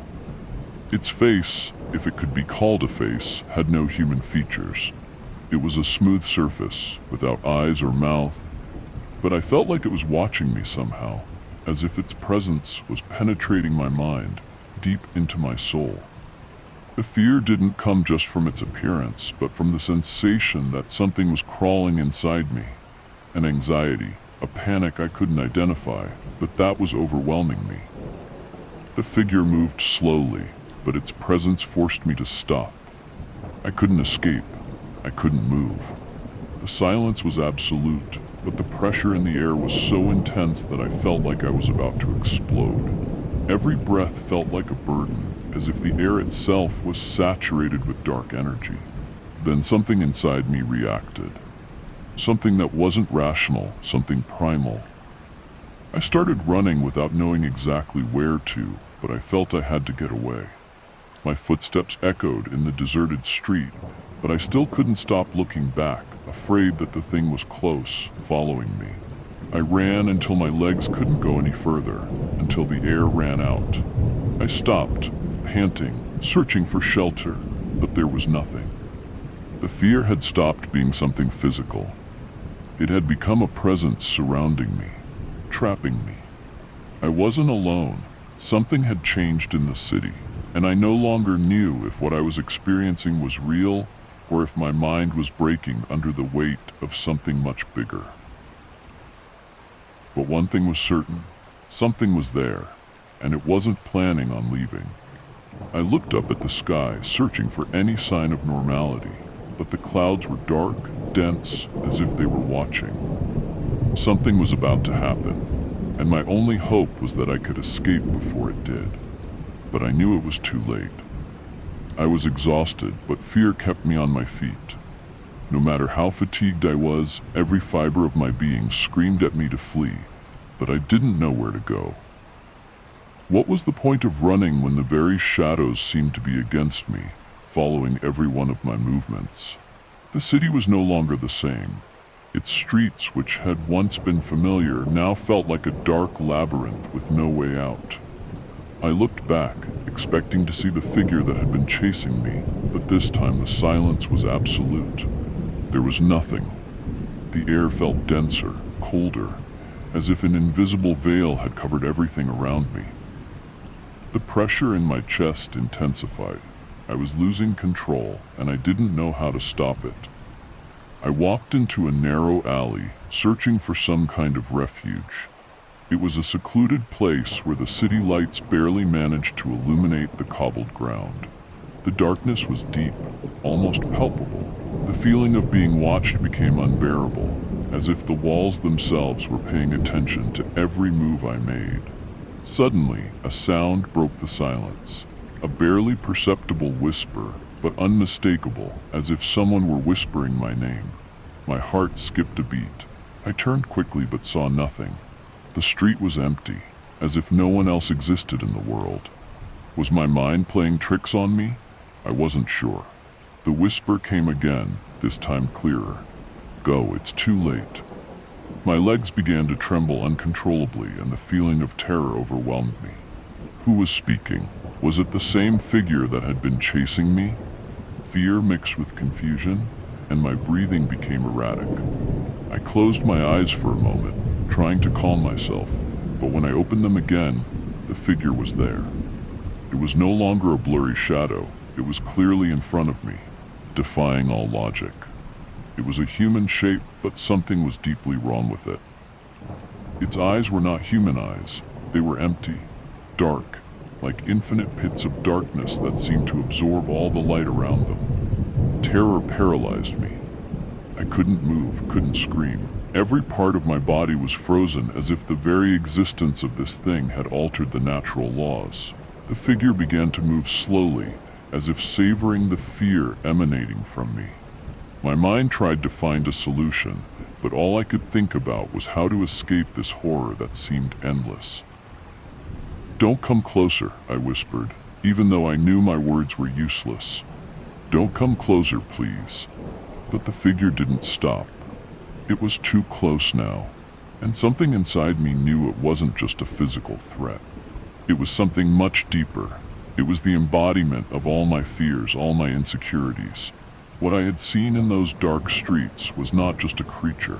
It was a manifestation of my own terror, a monster born from nothing, fed by anxiety and paranoia. The figure stretched a hand toward me, and at that moment, the air grew even thicker. I couldn't breathe, couldn't think. My mind was fading, absorbed by the darkness emanating from that entity. The city was no longer a place I recognized. It had become a labyrinth of nightmares, a prison from which I couldn't escape. In one last desperate attempt, I took a step back, but I tripped, fell to the ground, feeling the cold consume my body. The figure was over me, its empty face staring at mine while its eyes, if they could even be called eyes, glowed with a terrifying intensity. "It's done," it whispered once more, and then everything faded away. I don't know if I fainted or if I simply lost consciousness, but when I woke up, I was alone. The figure had disappeared. The streets were empty, as if nothing had happened. I got up, trembling, unsure if what I had experienced was real or if it had all been an illusion. The only thing I knew for sure was that something had changed in me. The city was no longer a safe place. The echo of that figure still resonated in my mind, and I couldn't shake the feeling that something much worse was about to come. Was this just the beginning, or was it already too late to escape? The only thing I knew for certain was that I would never look at the night the same way again. I never understood why something as simple as a renovation in my house affected me so much. When I bought the house, the idea was to change my surroundings, start fresh in a peaceful place, far from everything that had tormented me in recent years. I never imagined that this space, which I thought would be my refuge, would drag me into a darker place than I had ever experienced. It all started one Tuesday afternoon when I decided to renovate the living room floor. It had been too long since I moved in, and although I already felt comfortable, I sensed that my surroundings weren't truly reflecting the peace I was seeking. There was something in the walls, in the corners, in the air itself, that wouldn't let me rest. At first, everything was quite normal. Removing the old wooden floor didn't seem like a big challenge, but when I lifted one of the planks, I noticed something strange. A hollow, a small space under the floor, as if it were a hidden room. It wasn't on the house's plans, nor in the memories of the previous owners. Just a dark and deep void that seemed to whisper through the moisture and accumulated dust. In that moment, I felt intrigued. Who would do something like this? Why hide a room beneath the floor? I stopped working on the project for a moment and lowered my flashlight to the hole. What I saw took my breath away.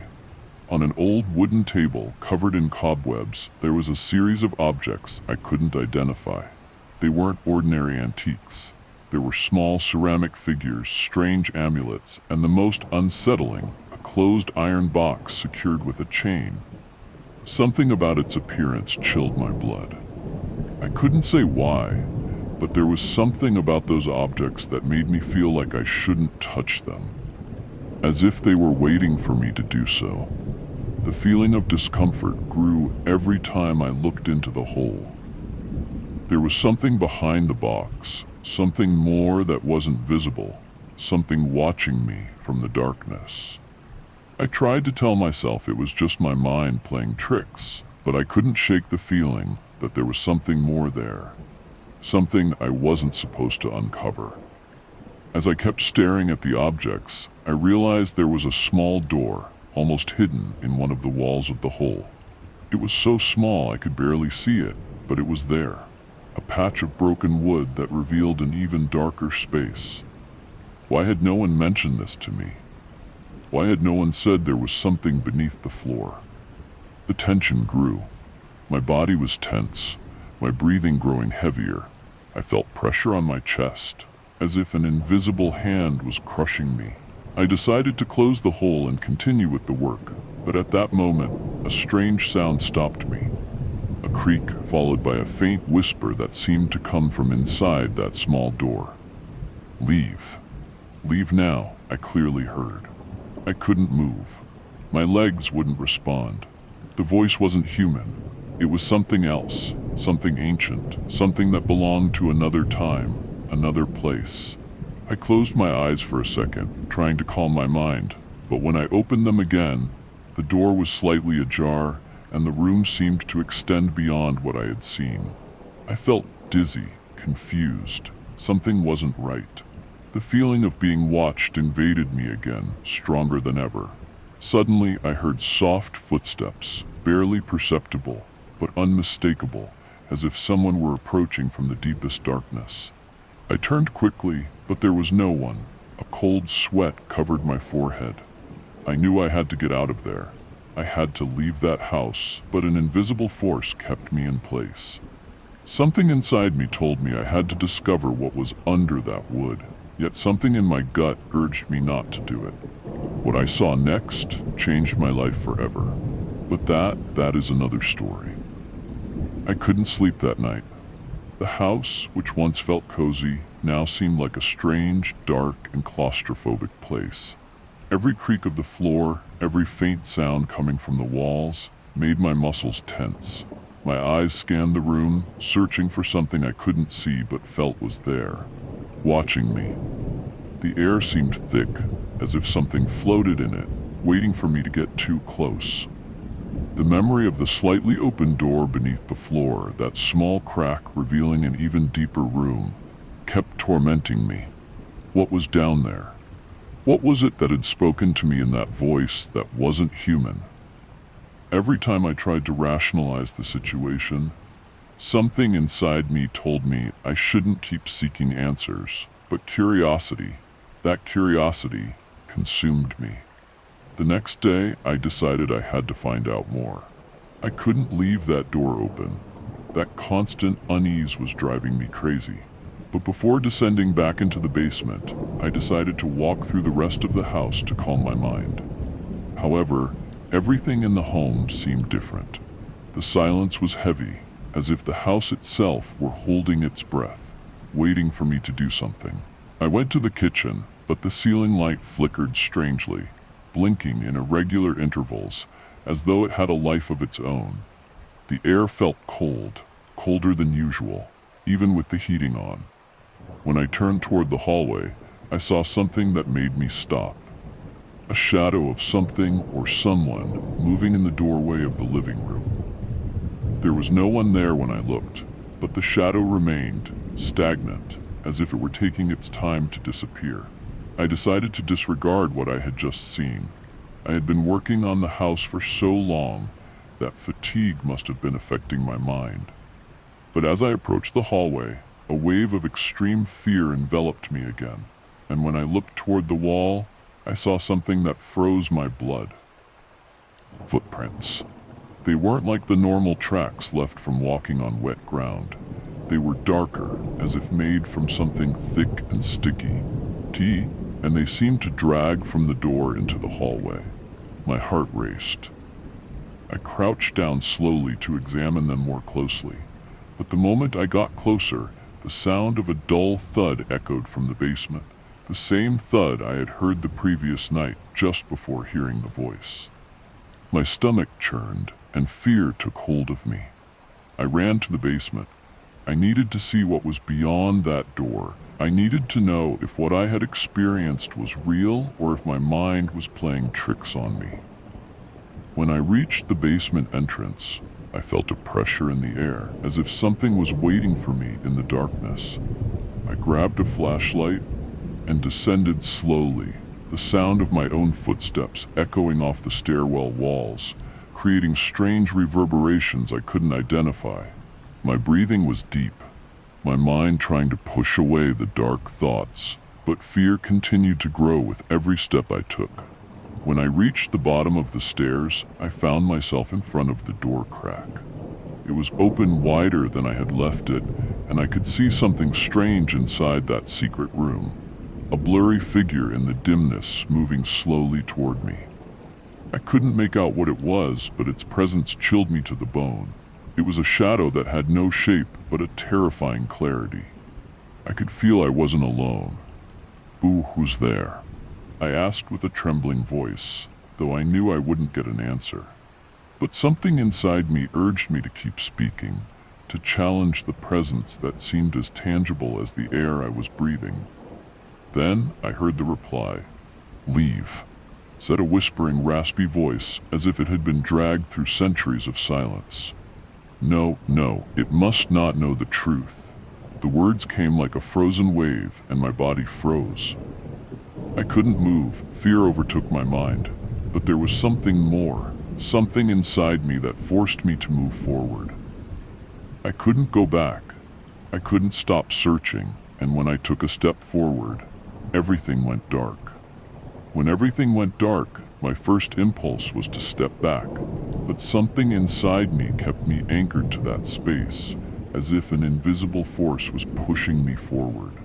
My legs were trembling, and the flashlight in my hand seemed insufficient to dispel the darkness that had taken over the place. The light flickered, weakly blinking, as if the very energy was on the verge of fading away.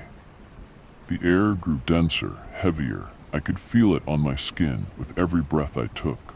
The whispering voice I had heard earlier echoed in my head like a sound that wouldn't fade away. "Leave. You must not know the truth." But that warning only fueled my curiosity. What was it that awaited me in that hidden room? What truth was I not supposed to know? Suddenly a figure emerged from the shadows. At first, it was like a shadow, an indistinct shape, but as it came closer, it began to take form. It was tall, very tall, and its presence was oppressive. I couldn't see its face, but I knew it was watching me. Every step it took was followed by a creak of wood, a sound that seemed much louder than it really was, resonating in the house's hallways like a warning of something imminent. "Who are you?" I asked, though I knew it was futile. Why was I asking? What did I expect to gain from an entity that clearly didn't want to be understood? Yet, My voice came out weak but defiant. The figure stopped in front of me. Its eyes, though hidden in the darkness, glowed with an unnatural light, as if they had fused with the very shadow. Then it started to speak, but it wasn't a human voice. It was more like a whisper coming from everywhere, from the walls, the floor, the very air. "You're not the first to search. You won't be the last," said the voice, slowly dragging itself as if the words themselves were sliding across the surface of my mind. Fear overtook me completely, and a chill ran down my spine. My thoughts became confused, distorted, as if I were trapped in a dream from which I couldn't wake. My head began to spin, and the figure before me kept moving forward relentlessly, one step after another. "This is not what it seems," the voice murmured. "This place, this house, there are secrets beneath every layer of its floor. Every layer you lift, the closer you are to revealing what should not be revealed." My legs, which had once trembled with fear, now felt like they were made of lead. I tried to take a step back, but something held me in place. It was as if the space that had once seemed familiar had transformed into a prison. The basement, which had once been just a dark, dusty place, was now a labyrinth of living shadows, a place where logic and reason had no place. Suddenly, the flashlight in my hand went out. Absolute darkness surrounded me, and the figure in front of me ceased to be just a shadow. It began to move, gliding toward me, as if the light didn't touch it, as if it were part of the darkness itself. My breathing became more erratic. My mind tried to find a way out and escape, but there was none. The shadow began to take a more defined shape, a human figure, though distorted. Its body was elongated, unnatural, with limbs stretching beyond what was possible. Its face remained a shapeless mass of shadows, but something in its presence told me it was staring at me, as if it were analyzing me. I couldn't help it. A scream erupted from my throat, a scream of pure terror, of desperation. But at that moment, everything stopped. The figure froze, and the pressure in the air disappeared, as if time itself had halted for an instant. "Do whatever you want," the voice said, and this time, instead of whispering, it sounded clear, filled with an unsettling serenity. "But remember, you won't be able to escape the past. It always returns."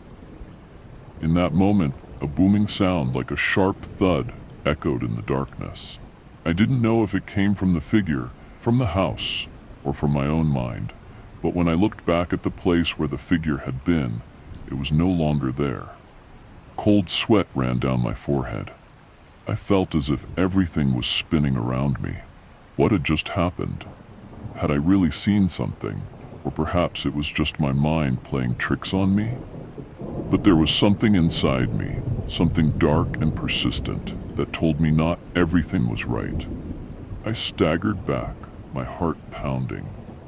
I didn't know whether I should go further down or if the door I had just opened should be left closed forever. But deep within me, I knew I couldn't let it go. There was something else, something much bigger than this place, than this house, and I couldn't escape it. I couldn't stop. My feet, as if they had a life of their own, led me back toward the door I had opened. The flashlight, now flickering weakly, barely illuminated the narrow corridor. I felt my pulse beating so loudly that I thought someone or something could hear it. There was no way this was normal. Nothing I was experiencing at that moment could be explained logically. Everything seemed wrapped in a layer of palpable darkness, as if the house itself were alive, watching me with invisible eyes. The air was heavy, almost tasting of the dampness of the walls, and the smell of old earth seeped into every breath I took. I felt trapped, but I couldn't stop moving forward. The feeling of being watched intensified, and once again, I heard the whisper, this time clearer, as if someone were right behind me, breathing down my neck. "Don't go on," the voice whispered, but my body refused to listen. I stopped for a moment, staring at the door that had led me into this horrible maze of shadows. It was as if every inch of my being was screaming for me to turn away, to leave this place. But something pushed me to continue. Something deep in my mind knew that this mystery, this sense of danger, would only resolve itself when I reached the end. The room was now in sight. The door, which had once seemed like a simple entry to a forgotten space, was now a barrier, a warning of what was to come. The air around the door appeared distorted, as if time itself was stretching and twisting. The scene cast strange shadows on the walls, figures that danced and elongated with every small movement. Then the door opened on its own. The sound of the creaky wood turning filled the space with a strange resonance, as if the house itself were breathing. A cold so intense, far colder than what I had already felt, began to envelop me, and a shiver ran down my spine. I saw something in the center of the room, an object covered with a cloth that seemed to be soaked with the same dust and moisture as the walls. My hand trembled as I approached. Each step was harder than the last, but something inside me told me I had to find out what was under that cloth. The whispering grew louder, but this time it wasn't just a warning. Don't do it. You're going to unleash something you can't control. With a slow motion, I pulled back the cloth. What I found under it paralyzed me. It was a mirror, or what had once been a mirror. The weathered wooden frame was adorned with symbols I didn't recognize, deeply etched into the surface. The glass, or what was left of it, was shattered, but not in the way a mirror breaks upon impact. It was as if the surface itself had cracked from within, creating a series of fine lines that formed an unsettling pattern, as if something was trapped inside. Suddenly, the room filled with a muffled sound, like a distant whisper, but growing clearer until the words began to form a coherent phrase. You will see everything. A tremor ran through my body. The air grew even thicker, and the ground beneath my feet seemed to give way. My breathing quickened. I didn't understand what was happening, but something told me it was already too late to turn back. I was too close to something, to a truth, to a force I couldn't comprehend. At that moment, the fragments of the mirror began to move, as if an invisible force were manipulating them. Cracks started to form in the glass, spreading toward the center, where a dark figure began to emerge, like a solid shadow. I couldn't see it clearly, but the feeling of terror emanating from it was palpable. The air became laden with unbearable pressure, and I felt as though my whole being was being sucked into the void forming in the reflection. A figure, like an inverted reflection of myself, peeked through the broken mirror, but it wasn't me.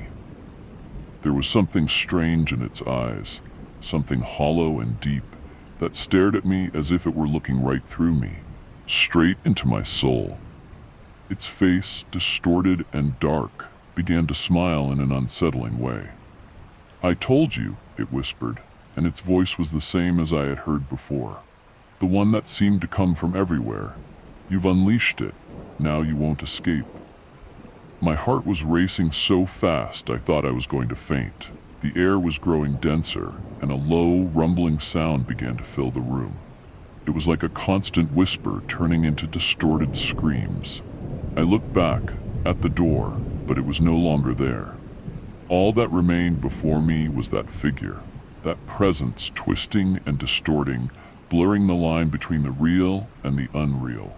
The darkness surrounded me. The air was no longer just cold. It was thick, sticky, as if the very atmosphere had turned into a tangible entity, a presence that was crushing me. My lungs struggled to fill with air, but each breath seemed harder than the last. The reflection in the mirror, that distorted figure of myself, kept staring at me.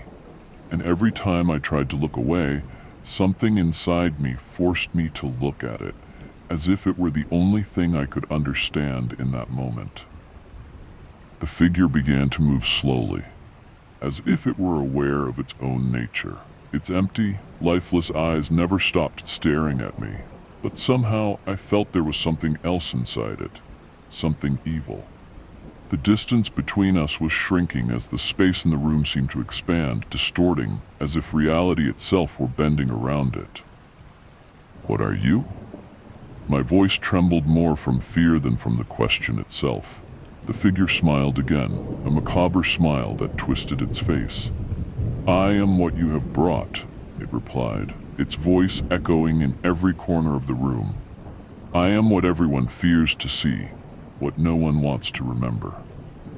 The room, which until that moment had been cold and dark, began to fill with unbearable pressure.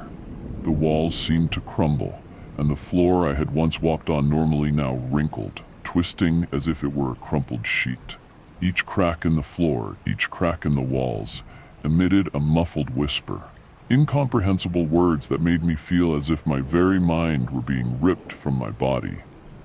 The figure in the mirror began to gesture. Its mouth moved unnaturally, as if it were speaking a language that didn't belong to this world. The sounds were piercing, and the floor beneath my feet began to tremble. The image, which had been distant at first, now seemed to be right in front of me, occupying the same space my body took up. I couldn't move. My legs were nailed to the floor, my body paralyzed by terror. All I could do was look at that figure, that inverted reflection of me, watching me as if it were a spectator of my own death. "You are trapped," the figure said, its empty eyes filling with something else, something worse than emptiness. "You are trapped in your own horror. There is no escape." Suddenly, the mirror began to vibrate. The broken glass that covered it began to move as if it had a life of its own. The room filled with a deafening noise, a roar coming from all directions, as if the house itself were screaming. The mirror cracked even further, but it didn't break entirely. Instead, a crack appeared in the center, and through it, a shadow began to emerge. The shadow had no form, but it had an overwhelming presence. It was as if it were part of the same darkness that surrounded me, as if it had been waiting for this moment for a long time. Its shape was undefined, but I felt its weight, and in that instant I knew that what I was seeing was not just a reflection, but something much bigger, something that had been lurking in the shadows of my mind all this time. "What have you done?" the figure asked, its voice booming through the house. The crack in the mirror expanded, and the shadow began to slide into the room, emerging from the surface of the glass as if it were a dark liquid. Somehow I knew it wasn't something physical, it wasn't something I could touch, but it was something that was absorbing me. Reality began to crumble before my eyes. The floor, which had once been solid, now seemed to disintegrate. Everything around me began to spin as if it were a vortex, pulling me toward the center of the darkness. The objects in the room vanished, fading into a whirlwind of shadows. The mirror, the figure, the crack, everything started to merge into a thick mist. In my mind, something resonated powerfully. A voice I couldn't identify, but that seemed familiar, whispered in my ear, "The end is near. You've unleashed it." And in that moment, I knew my only option was to face what I had freed. I didn't know if I would survive. I didn't know if what was happening was even real, but I couldn't give up. No, not while that figure was watching me. No, not while the darkness devoured me. The house was collapsing around me, and as I ventured deeper into the darkness, I didn't know if I was being absorbed by madness or something much deeper. Something that should have never been awakened. Thank you for listening to our stories until the end. Now, feel free to leave your like and subscribe if you haven't already. See you in the next episodes.